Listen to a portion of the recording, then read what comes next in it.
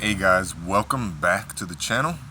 For those of you who do not know, my name is Shaka. This is the Man Alive channel where we talk about everything cold approach, the theory and application. I show you some of what I can do, and you go out in field and practice. This is for guys who want to learn cold approach, to use cold approach to better their dating life. If you want to check out some of the videos, I'll link some below. I will link my blog site, Shaka Piankowski Wix site, manalive.com. You can go and check. You want one-on-one coaching, you want group coaching, coaching calls.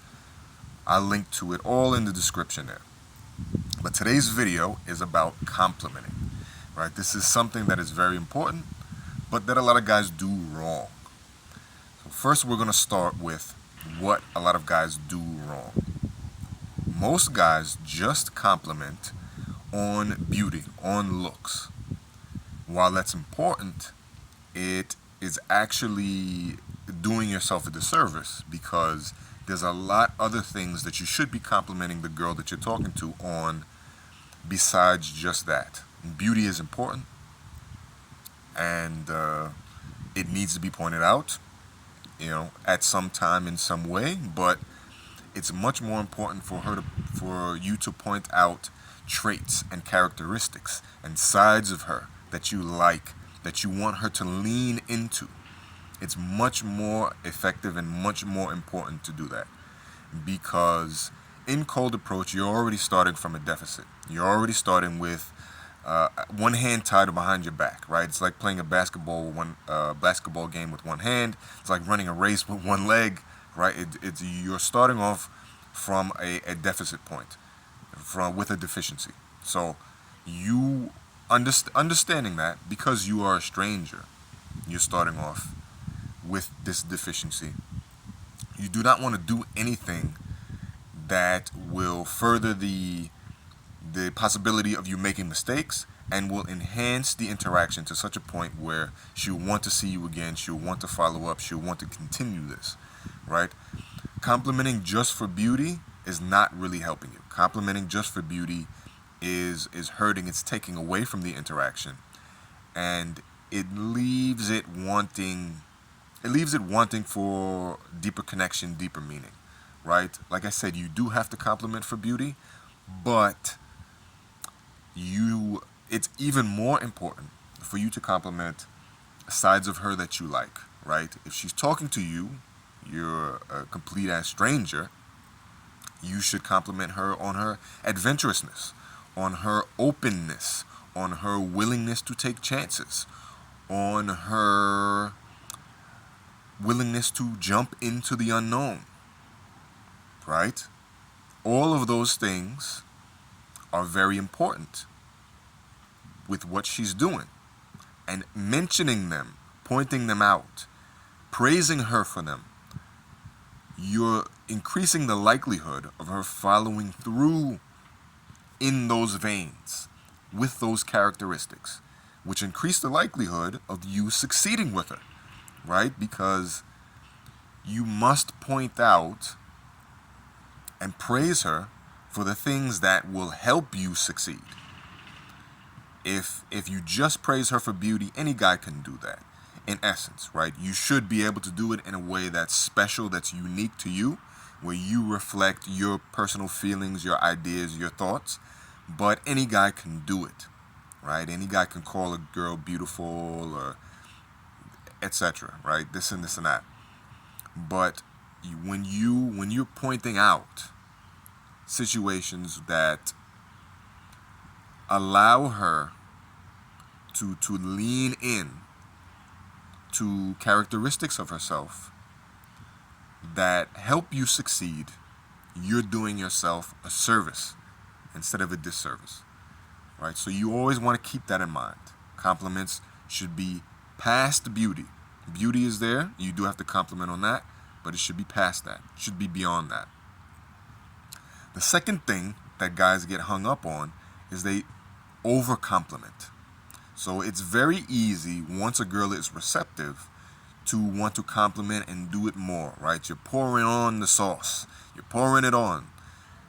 The problem with it is complimenting is very easy to overdo. You give one, she likes it. You give two, you give three, you give four. Now you're out of there, right? Because it's just easy, right? You become a dead giveaway. There is no intrigue in the interaction. There's nothing that she has to work for. She doesn't have to work for you, your attention, your validation, right? She's getting the most amount of validation that she can for the least effort, right? We kind of call it a validation quota.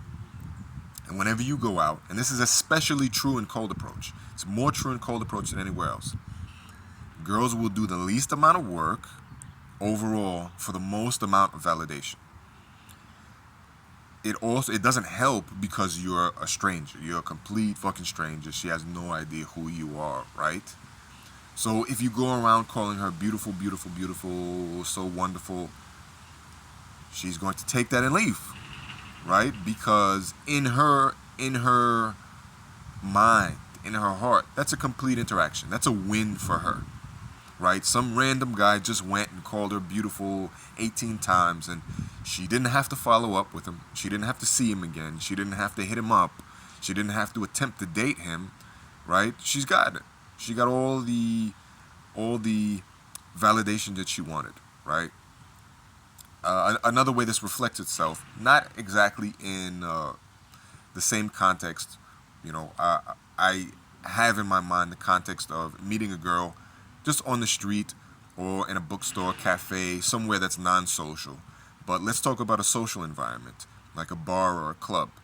A lot of guys will go and make out with a girl all night and take a number or try to take her home and be mad that she flakes on the number or she doesn't follow through when you try to take her home.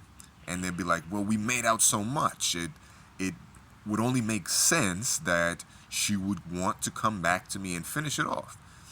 But it's actually counterintuitive. No, she actually wouldn't, right? Because one, you're a strange guy. She has no social ties to you. And two, the experience of making out with you a lot is complete in and of itself, right? There is no lingering thoughts. What if it could be better? What if this could have happened? There's nothing there. It's a complete interaction. It's sealed, signed, delivered, wrapped up, finished, right? She doesn't have any lingering questions. Oh, well, we made out and we had a good time, and that's it. Oh, well, I talked to this guy on the street and he complimented me a bunch, and that's it, right? It's all wrapped up for her. It's all finished. It's a complete interaction.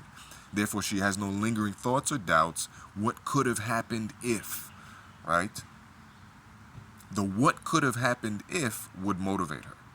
The what could have happened if would entice her to want to see you again.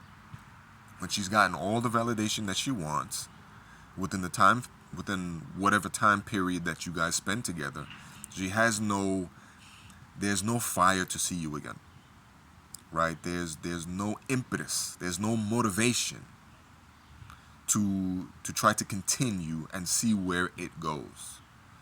So you do not want to over-compliment. Over-complimenting is a huge mistake a lot of guys make.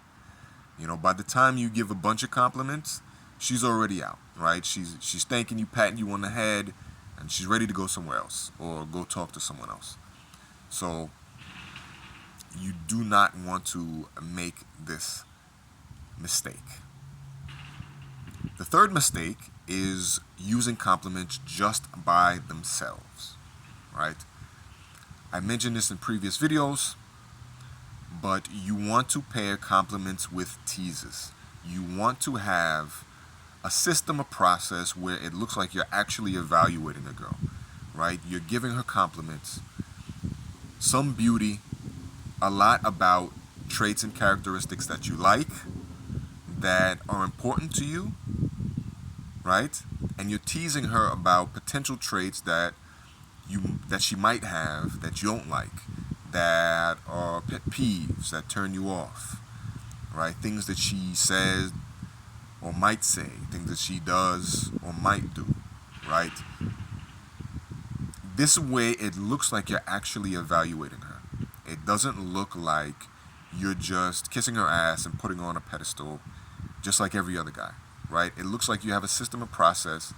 You're a high value man who actually evaluates the girls that he gets into conversation, interaction, relationship with, right? You're just not falling for everything. So you want to keep these things in mind. You want to pair compliments with teases. You want to make, even when you compliment about beauty, you want to make it as unique and special, unique to you as possible, right? You come up with lines that in similar situations that you face that work for you, that get your point across. And you want to take it sparingly, especially with beauty, right? You don't need to do 1 million compliments about beauty. You don't even need to do 10, right? Or 5. You know, when she knows that you think she's beautiful, that's good enough. That's good enough. You don't need to overdo it, right? What's more important is for you to compliment, tease about the characteristics that she carries, that she's displaying, that she's leaning into, that give her a greater chance of you succeeding rather than not, right? And so to keep these in mind, to keep these things in the back of your mind. It's going to be difficult, but, make it a rule. Remember those 3, right? I'll give you some examples on compliments that are paired well. Some of them are about beauty, some of them are not, right? 3 examples. The first example is, and I had written them down just so I remember and deliver right. Honestly, you win the award for most radiant girl in a sundress. Well, now that I think of it, maybe not the award, but runner-up. You're still in the running, right? Something like that, right? That is a compliment for beauty, radiance, how she looks, how she fills out that dress. But then you're walking it back jokingly, right? This is not an insult. This is not you demeaning her confidence, right? Jokingly. Or, I love your energy, by the way. Even though blank girls, wherever the hell she's from, wherever she lives, wherever she originates from, can be a bit stuffy. It's still cute and endearing, right? So you're praising her energy, you're praising her vibe, then you're making fun of her.